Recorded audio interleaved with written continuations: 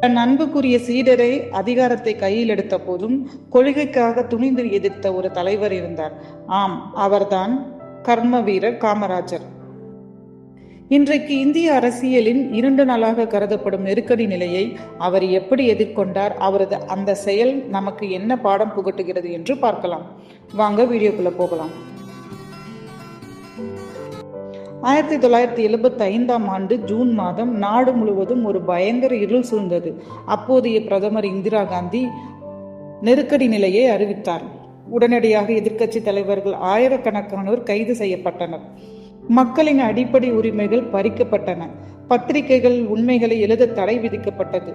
நாடு ஒரு சர்வாதிகார போக்கின் பிடிக்குள் சென்றது. அப்போது கட்சி அரசியலில் இந்திரா காந்தியிடமிருந்து பிரிந்திருந்த காமராஜர் இந்த நிகழ்வுகளை பார்த்து கடுமையாக வருத்தமடைந்தார். நெருக்கடி நிலையை ஆதரிக்க வேண்டும் என்று அவருக்கு நெருக்கடி வந்த போதும் அவர் அவ்வளவு எளிதில் ஒப்புக்கொள்ளவில்லை. காமராஜர் தனது அன்புக்குரிய மாணவி போல் கருதிய இந்திரா காந்தி அவர்களையே வெளிப்படையாக விமர்சித்தார். தமிழ்நாட்டில் நடந்த ஒரு பொதுக்கூட்டத்தில் அரசியல் சட்டம் மக்களுக்கு அளித்த அடிப்படை உரிமைகளை பறிப்பது ஜனநாயக படுகொலை என்று முழங்கினார்.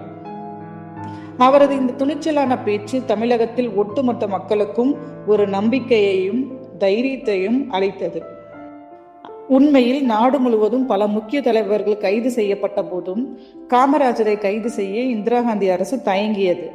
ஏனென்றால் அவர் இந்திய அரசியலின் அசைக்க முடியாத சக்தியாகவும் மக்கள் செல்வாக்கு மிக்க தலைவராகவும் இருந்தார்.